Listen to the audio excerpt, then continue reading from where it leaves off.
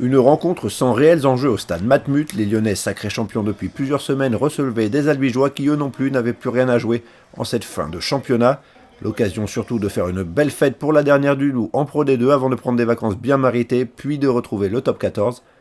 Un début de rencontre un peu poussif, une première pénalité pour Albi, puis un carton jaune infligé à Vincent Callas suite à un plaquage à retardement sur Mathieu Lauré. Les Lyonnais, en supériorité numérique, investissent le camp d'Albi et obtiennent une pénalité. À 22 mètres en face des barres, Jérôme Porical s'y colle et passe ce coup de pied. Ça fait 3 partout après 18 minutes de jeu. Les Albigeois ne tardent pas à réagir. Fallait à Faïri du ballon sur l'aile, il déborde. Il fixe tant bien que mal le dernier défenseur Mathieu Lauré pour Nakiri qui casse le plaquage et va inscrire le premier essai de la rencontre après un joli numéro de son troisième ligne. Ça fait 10-3 pour Albi. Les Lyonnais piqués au vif vont réagir par l'intermédiaire de leurs avants. On n'avance plus, le ballon arrive à Vian Duprez, arrêté, il démarre dans le trafic. Aura, il passe comme dans du beurre pour aller inscrire le premier essai de son équipe, le dernier de sa carrière, puisque le pilier sud-africain prend sa retraite à la fin de la saison. Les Lyonnais réattaquent après le coup d'envoi. Romanet, course en travers pour Duprez, encore lui qui donne à Cerquera. Le troisième ligne n'est pas attaqué par la défense d'Albi. Il accélère.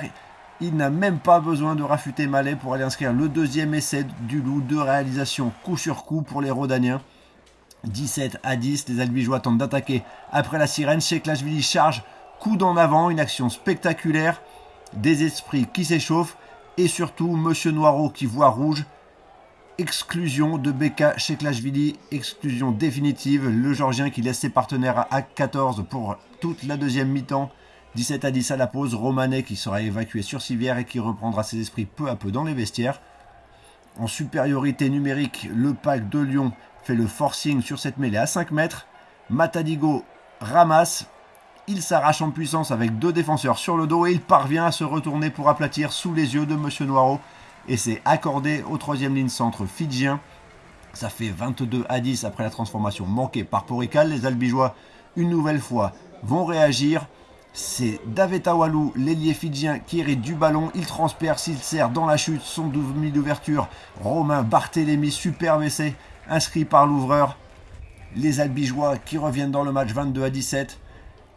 Il faut attendre les 10 dernières minutes pour que l'on décide à nouveau d'accélérer et d'offrir un peu de spectacle à son public pour la dernière de la saison. À domicile, Brett qui manœuvre, passe lobé sauté pour Didier Tison en coin. Le troisième essai de Lyon. Nouveau temps fort des Lyonnais devant les 22 mètres d'Albi. Cerquera qui hérite du ballon après un rebond. Il accélère une nouvelle fois. Personne ne l'attaque. Il prend l'intervalle. Mallet qui rate encore une fois son plaquage. Et dernier et cinquième essai pour Lyon. Bonus offensif pour la dernière à domicile. Une dernière fête avant de retrouver le top 14.